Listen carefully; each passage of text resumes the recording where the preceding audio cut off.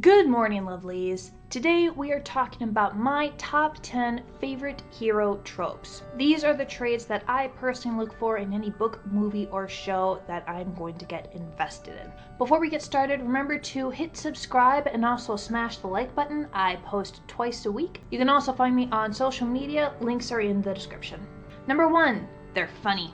I've mentioned this in almost every character trope video that I've done, and when I get around to doing villains, you can bet this is going to be on that list too. It's not that I don't like straight-laced characters, I just particularly enjoy the funny ones. And it can be any type of funny, the corny and cheesy, the sarcastic, the dry wit, whatever. I'm here for it. Number 2, a minority or underrepresented demographic. I am far more likely to pick up a story if they star an underrepresented person, especially if it's a woman. I'm tired. I'm just so tired of seeing a white, cishet, able-bodied, neurotypical dude at the heart of every story. We live in a diverse world. Our stories should reflect that. Number 3, older heroes. What is with all the teenagers and 20-somethings who are prophesized to save the universe? What is the universe thinking? I am 25, and I can tell you right now, you should not give me this type of responsibility. Give me elderly grandparents who do more than just spout off words of wisdom every few chapters. Give me middle-aged chosen ones who look their age and have to balance fighting vampires with their kids' soccer practice. Give me more older heroes. Number 4, Paragon. I mentioned this in my favorite male character tropes because femme paragons are rare, which means we probably need more of them. A paragon is a hero who does the right thing simply because it's the right thing to do, usually inspiring other people to do the same. So Captain America and Superman. Now this doesn't mean that they can't have flaws. Most paragons do, in fact, and that's what makes them interesting.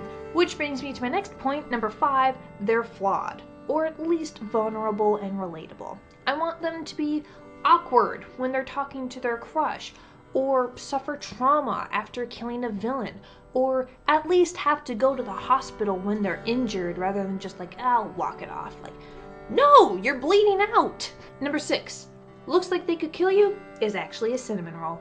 It is exactly what it says on the tin. I have a soft spot for those people who have big, stark, gloomy, scary exteriors when they're actually soft, gooey marshmallows on the inside. I also love the inverse. Number 7, they look like a cinnamon roll, but they could actually kill you. This is usually some version of the crouching moron hidden badass. That is, you think this character isn't going to be badass for whatever reason, but then they suddenly are.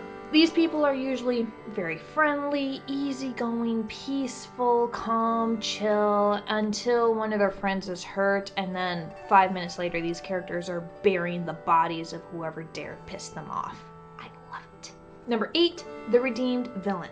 Morality is not black and white, but some people do realize that what they're doing is objectively wrong, and they take steps to try to improve themselves, and that's super inspiring. Number 9, the underdog. One of the best ways to get an audience to root for a hero is to stack the odds against them. Give them some sort of social disability. Poverty is an old favorite, although recently, as we grow in consciousness about things like race and gender and physical disabilities, neurotypical disabilities, we've been incorporating a little more of that too. See again, number 2, minority characters. But honestly, an underdog can just be someone of small means trying to go after someone with big means. Watching these heroes use what little they have to topple an evil giant like an empire, a god, a soulless megacorporation is so satisfying. And number 10, a tragic backstory. Not the dead wife. We do not put women in the refrigerator on this channel. But a well-written tragic backstory will immediately inspire sympathy, especially if the villain had a hand in it. This often leaves psychological scars and demons that the hero has to deal with in real time, adding another layer to their narrative arc, and that just makes for an overall better story.